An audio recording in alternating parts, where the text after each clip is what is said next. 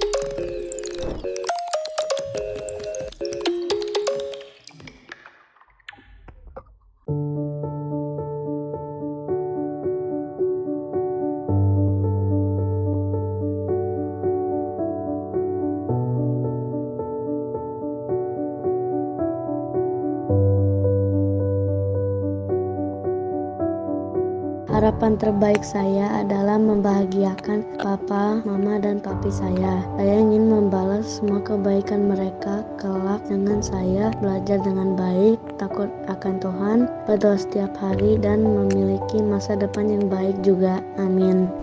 Shalom, jemaat yang dikasihi Tuhan. Bersyukurlah kita yang diberi kecukupan, bahkan kelebihan materi. Mari kita berbagi dengan sukacita kepada saudara-saudara di bulan Diakonia Misi ini, agar mereka juga dapat menikmati sukacita yang sama. Tuhan melihat kepedulian saudara-saudara dan memberkatinya. Amin. Halo, nama saya Kaila, saya kelas 6 di SDK Trimulya Kebonjati. Terima kasih GKI Kebonjati sudah memberiku kesempatan untuk bersekolah di SDK Trimulya Kebonjati. Dengan ini, aku bisa mewujudkan cita-citaku untuk menjadi koki. Saya Shana Martiani, kelas 3 SMA. Saya tuh udah dibantu dari SD. Di sini saya mau mengucapkan terima kasih kepada anggota jemaat GKI Kebonjati serta para donatur karena telah memberikan bantuan dari saya SD sampai sekarang. Tuhan memberkati. Assalamualaikum warahmatullahi wabarakatuh. Nama saya Gwen. Saya kelas 5 dari SD Pelita Fajar. Saya sudah 1 tahun menerima bantuan anak sekolah dari GKI Kebonjati 100 Bandung. Terima kasih untuk jemaat dan donatur GKI. Assalamualaikum warahmatullahi wabarakatuh.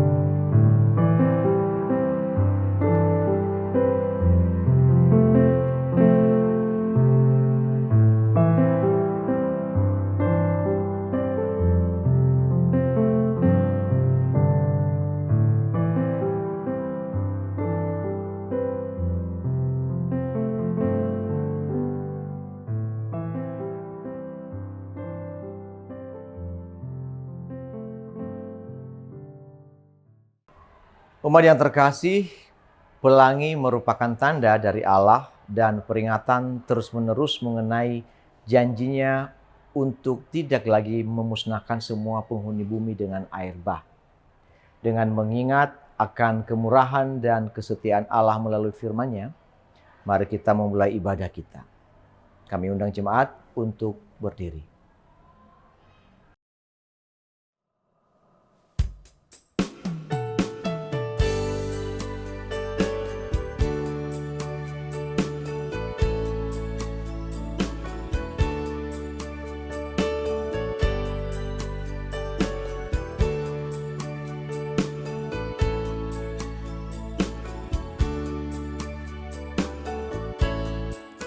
Agunglah kasih Allahku, tiada yang setaranya.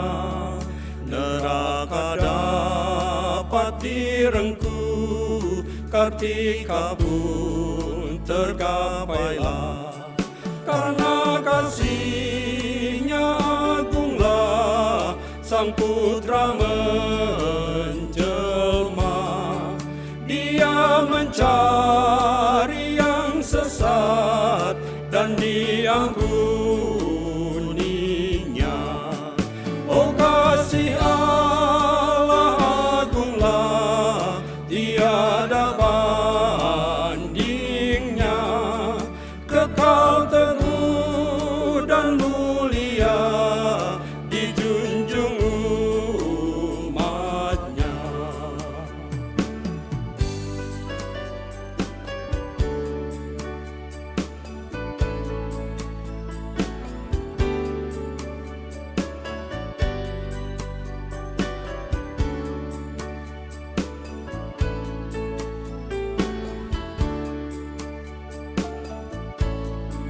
Apabila zaman berhenti dan tahta dunia pun lebur, meskipun orang yang keji telah menjauh dan terkubur, namun kasih-Nya tetaplah teguh dan mulia. Anugerah bagi manusia, dijunjung umat-Nya. Oh kasih Allah agunglah, tiada bandingnya. Kekal teguh dan mulia, dijunjung umat-Nya. Oh kasih Allah agunglah, tiada bandingnya. Kekal teguh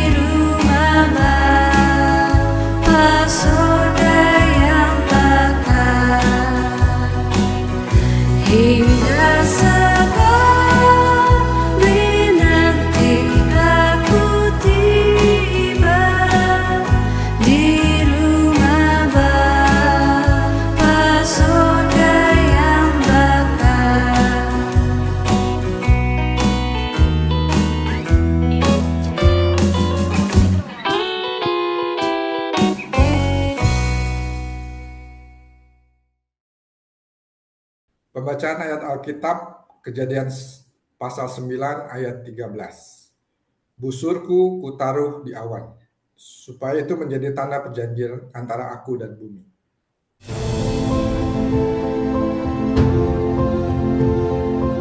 Saksikan karya Kristus, menyatakan pertolongan Roh Kudus. Atau yang kita dengarkan suara kita sendiri.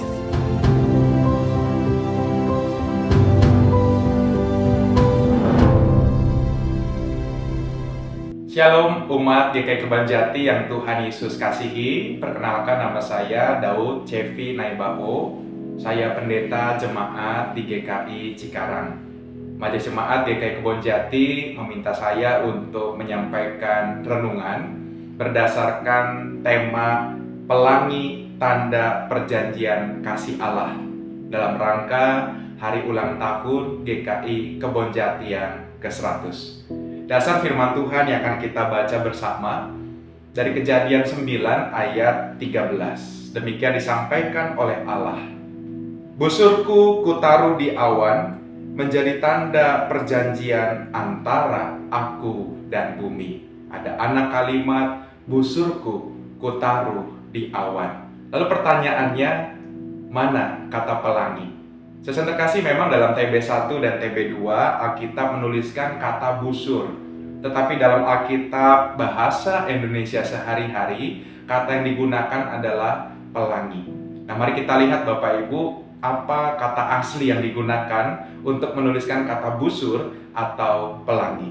Kata yang digunakan dalam bahasa Ibrani yaitu keset, yang artinya adalah busur panah. Apa itu busur panah? Tentu kita pernah melihat busur panah. Pada masa itu busur panah digunakan sebagai senjata perang untuk menyerang musuh. Lalu apa arti busurku kutaruh di awan? Saudara terkasih, ketika ada satu kota yang hendak diserang oleh bangsa lain, lalu ketika kota yang akan diserang itu merasa kami harus menyerah, kami harus berdamai, maka masyarakat di kota tersebut akan menaruh busur-busur mereka di tanah. Sehingga ketika musuh yang mau mengalahkan, musuh yang mau menyerang, melihat dari jauh, wah, ternyata mereka sudah menaruh busur di tanah. Artinya musuh yang akan mereka serang ingin berdamai. Saudara terkasih, inilah makna ketika Allah menaruh busurnya di awan, tanda bahwa Allah mau berdamai. Bahwa ketika manusia melakukan dosa, Allah berjanji tidak akan memusnahkan umat manusia dengan air bah lagi. Saudara terkasih, lalu pertanyaannya, ketika Nuh dan keluarga diselamatkan, apakah Nuh dan keluarga dan keturunannya kemudian tidak lagi melakukan dosa? Tentu masih melakukan dosa. Tetapi Allah berjanji tidak akan memberikan hukuman air bah. Saudara terkasih dalam Tuhan Yesus Kristus, bahkan di dalam keberdosaan kita patut bersyukur. Kenapa? Karena Allah mau menyelamatkan saya dan saudara. Allah mau menyelamatkan kita semua. Lewat apa, saudara terkasih? 1 Petrus pasal 3 ayat yang ke-21 mengatakan demikian. Juga kamu sekarang diselamatkan oleh kiasannya, yaitu baptisan. Maksudnya bukan untuk membersihkan kenajisan jasmani, melainkan untuk memohonkan hati nurani yang baik kepada Allah melalui kebangkitan Yesus Kristus. Kalau air bah digunakan untuk membersihkan bumi dari para pendosa, maka air baptisan, kalau dalam bahasa Inggris baptisan artinya to make it clean with water. Bagaimana kita dibersihkan? Tentu bukan jasmani, tetapi rohani kita. Lewat apa?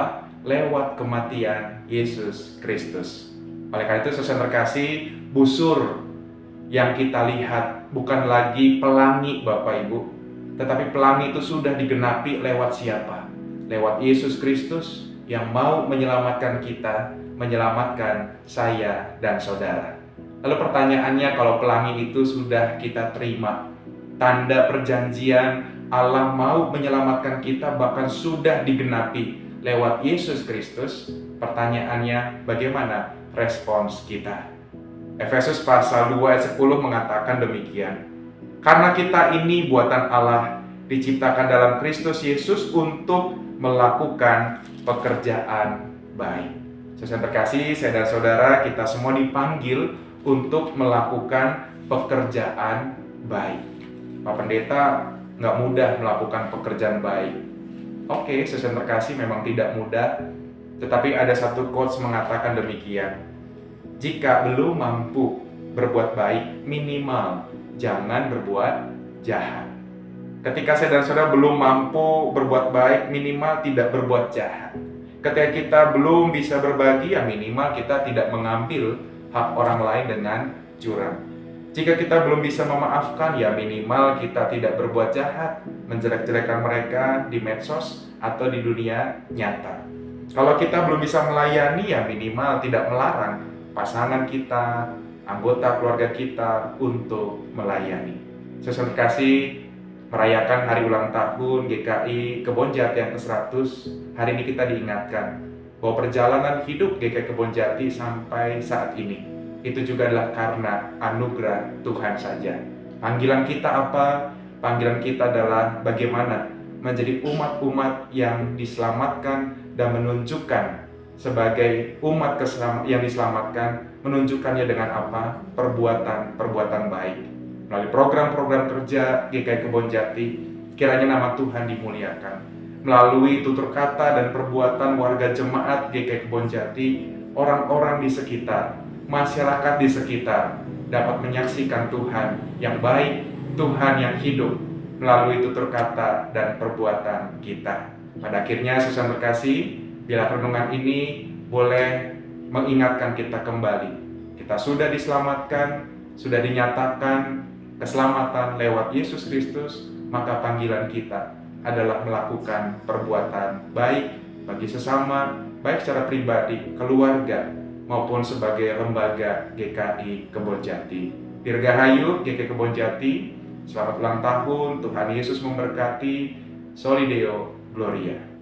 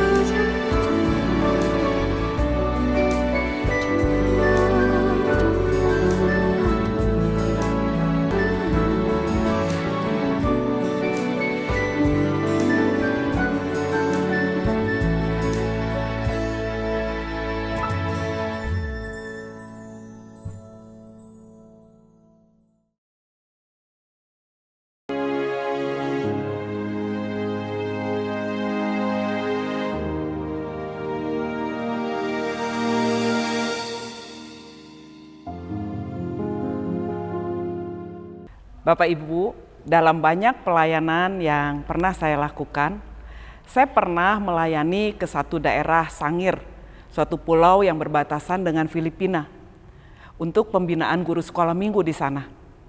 Perjalanan yang harus dijalani dengan kapal dari Manado mengarungi laut yang saat itu ombaknya sangat besar. Saat perjalanan kembali ke Manado, ternyata ombak jauh lebih besar dari saat saya berangkat. Kami semua gentar, tapi tentu saja perjalanan kembali ke Manado tidak dapat ditunda.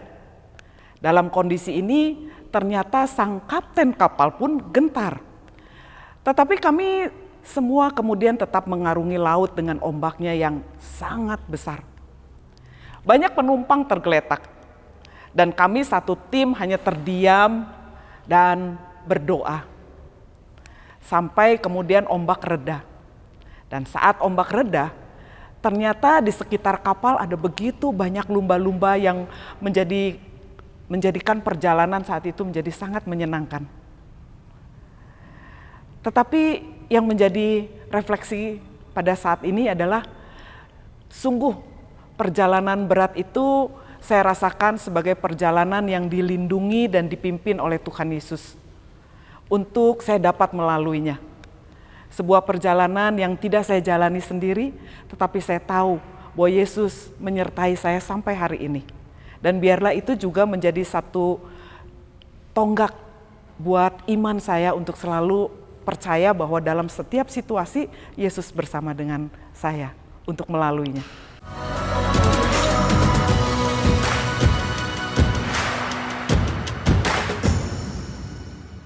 Hari ini adalah hari yang penuh sukacita bagi kita semua. Tanpa terasa 100 tahun GKI Kebonjati telah berdiri. Tuhan hadir dalam setiap waktu yang menempa GKI Kebonjati semakin dewasa dalam pertumbuhan iman, dalam kebersamaan dan kekeluargaan anggota GKI Kebonjati.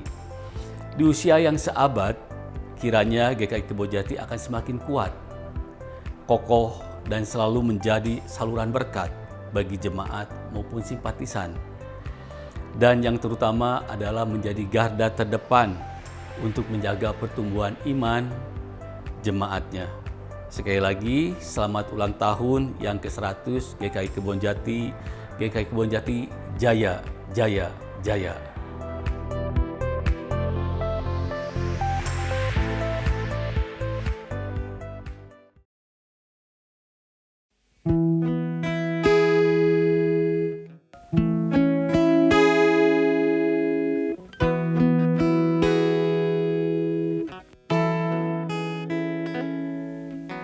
Berserah kepada Yesus, tubuh, roh, dan jiwaku.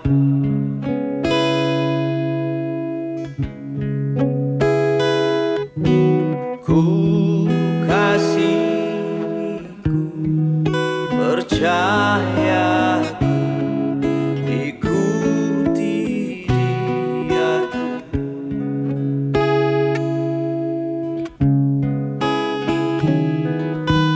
Aku berserah,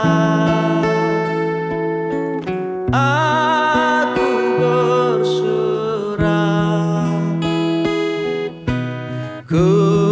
kepadamu, Juru Selamat, aku berserah.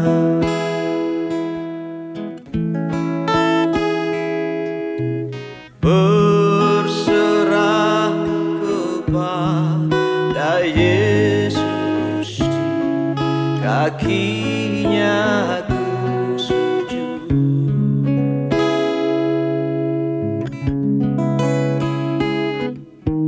Nikmat dunia tinggalkan, Tuhan terima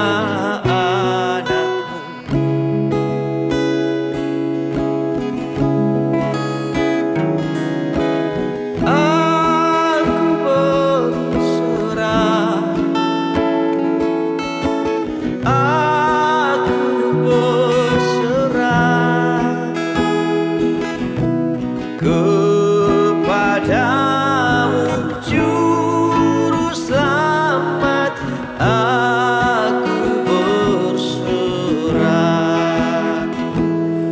berserah padanya, berharap padanya, dan jangan menyerah, tetap berharap, tetap bersandar, berserah padanya, berharap hanya dalam namanya. Dia tak membiarkanmu dalam kesendirian, asalkan kau tetap berserah.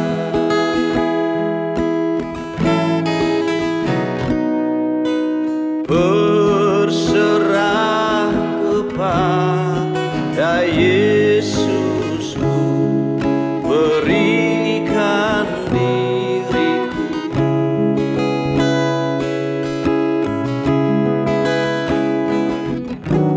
Beri kasih-Mu dan kuasa-Mu, ya berkati anakku.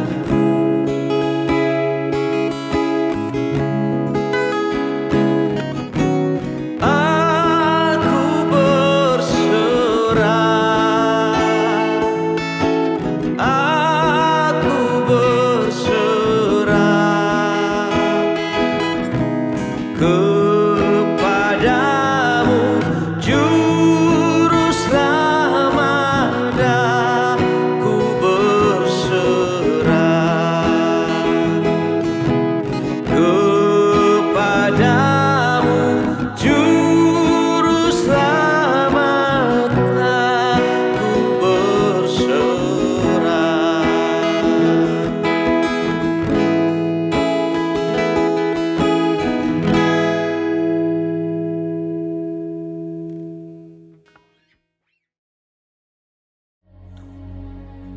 Tuhan, kami bersyukur atas pelangi yang menjadi tanda perjanjian kasih-Mu. Ketika kami melihat pelangi, kami diingatkan akan janji-Mu yang setia. Engkau berjanji untuk tidak menghancurkan bumi dengan air bah. Dalam setiap warna pelangi, kami melihat keindahan ciptaan-Mu. Kami berdoa agar pelangi ini mengingatkan kami untuk hidup dalam pengharapan. Dalam setiap badai kehidupan, kami ingin mengingat kasih-Mu yang tidak pernah pudar. Kami percaya bahwa Engkau selalu menyertai kami. Ajar kami untuk hidup dalam ketaatan kepadamu. Biarlah kami menjadi saksi akan kasih dan setia-Mu. Dalam setiap tantangan, kami ingin memegang teguh janji-Mu. Kami bersyukur atas kasih yang tidak pernah berakhir. Dalam nama-Mu kami mengingat dan merayakan perjanjian ini. Terima kasih Tuhan atas pelangi yang indah ini. Amin.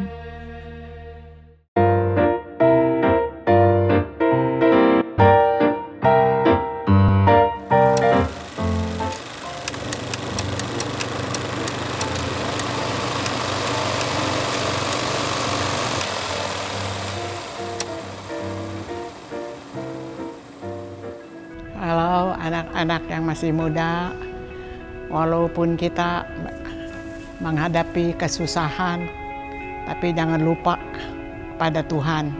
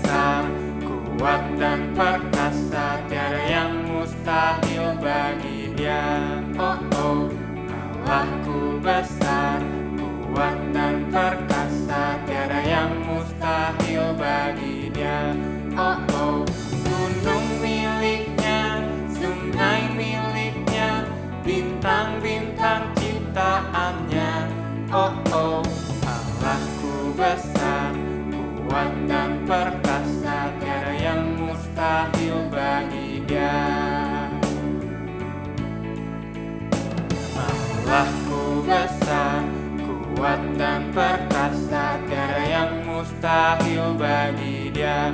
Oh oh, Allahku besar, kuat dan perkasa, tiada yang mustahil bagi Dia. Oh oh, gunung miliknya, sungai miliknya, bintang-bintang ciptaannya. Oh oh, Allahku besar, kuat dan perkasa, tiada yang mustahil bagi Dia. Halo, nama saya Sky. Saya akan membacakan quotes untuk kita semua. Anak Tuhan yang paling berbahagia itu bukanlah anak Tuhan yang banyak hartanya, yang hebat, yang kuat, yang rumahnya bagus dan mewah. Anak Tuhan yang paling berbahagia adalah yang selalu dapat merasakan kasih Yesus Kristus dan dengan sukacita mau taat pada firman-Nya.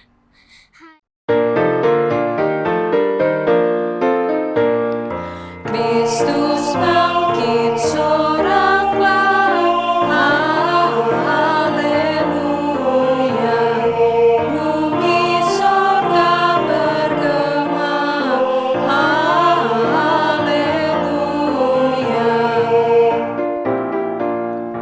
Berbalasan bersyukur, haleluya. Muliakan Tuhanmu,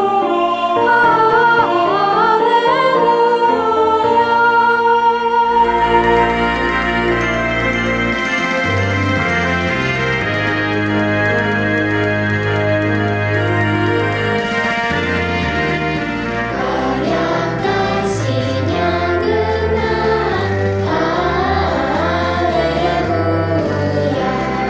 Kemenangan-Nya tetap, haleluya.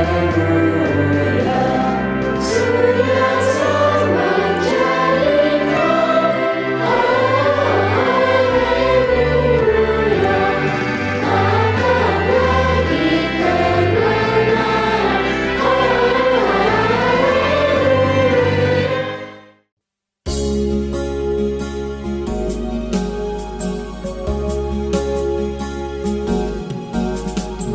Tuhan berfirman-Lah,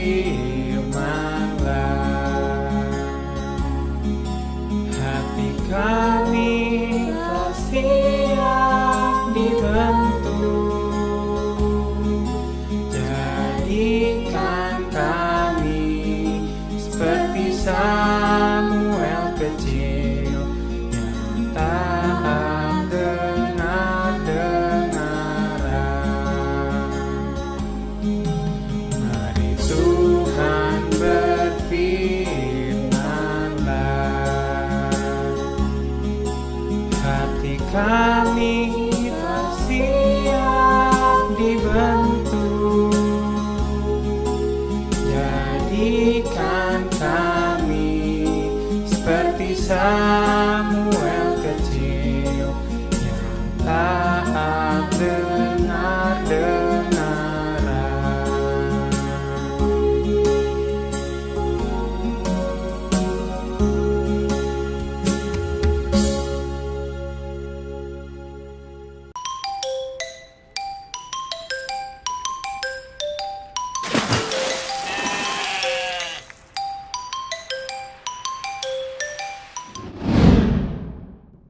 Banjir besar, Kejadian 7 ayat 12. Halo adik-adik, kalian tahu kan tentang sebuah bahtera yang besar sekali yang dibuat oleh Bapak Nuh? Ya, bahtera itu dibuat besar sekali karena kata Tuhan akan diisi oleh Bapak Nuh sekeluarga.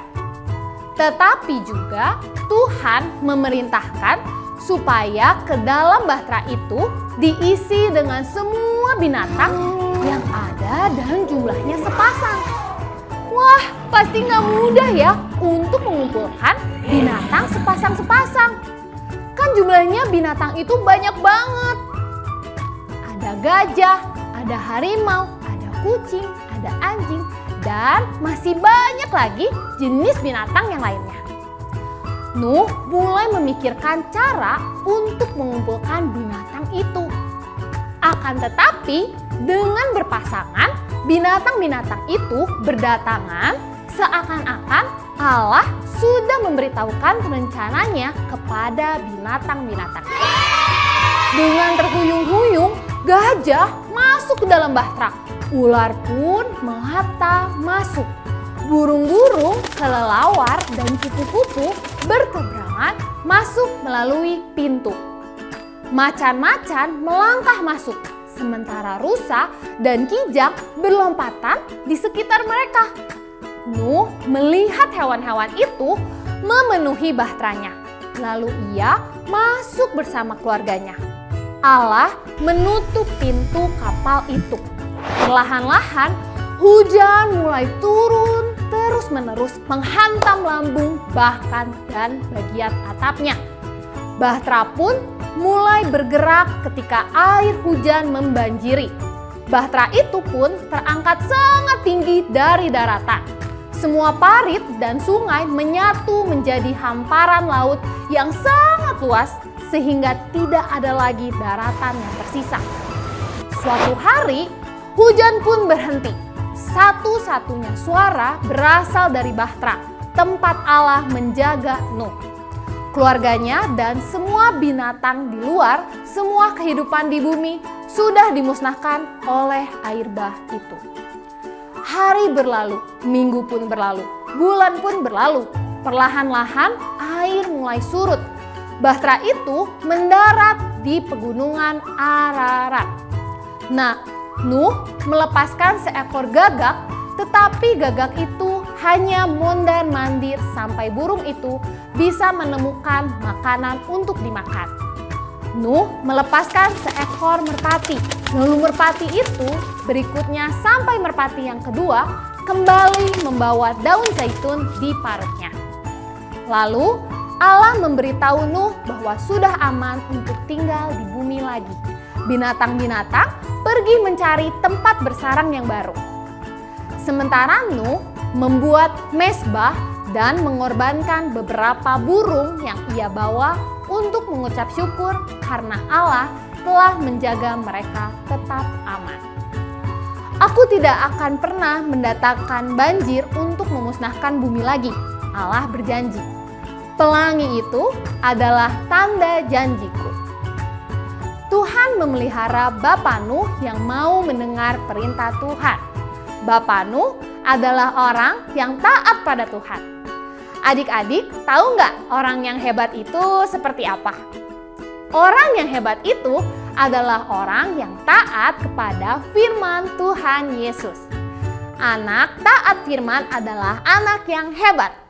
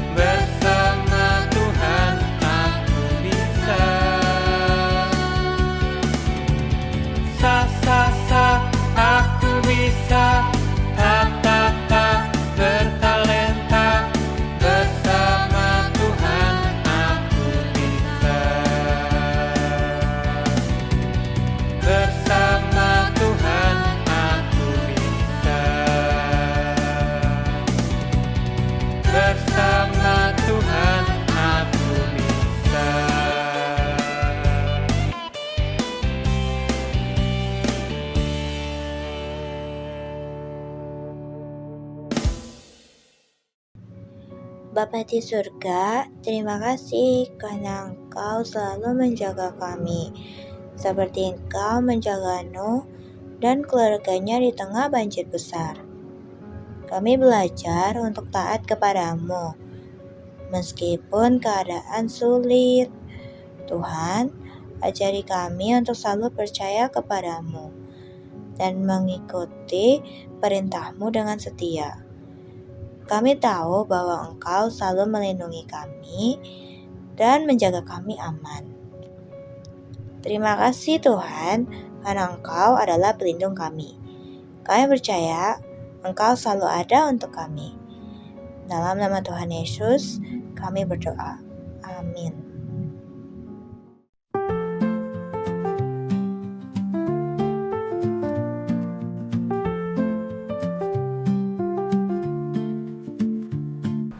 Perasaan aku ketika mendengar kata kasih ataupun cinta adalah rasa saya yang tulus bersama orang lain. Seperti contohnya adalah keluarga, teman, sahabat, dan yang lain-lainnya. Perasaan Lala syukur, senang karena Tuhan sudah mengasihi kita. Ngedengarnya tuh kayak kadang merinding, ngedengarnya juga kadang mikirnya kayak, oh kasih itu gini-gini lah.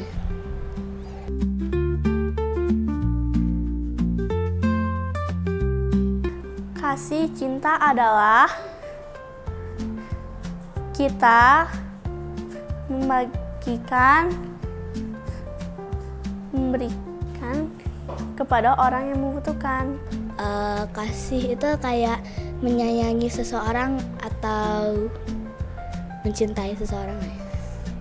Kasih atau cinta adalah sebuah fondasi yang baik ketika berhubungan dengan sesama, misalnya orang tua, teman, dan yang lainnya.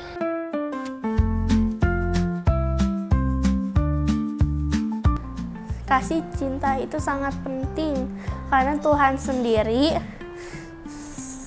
sudah mengajari kita mengasihi. Iya.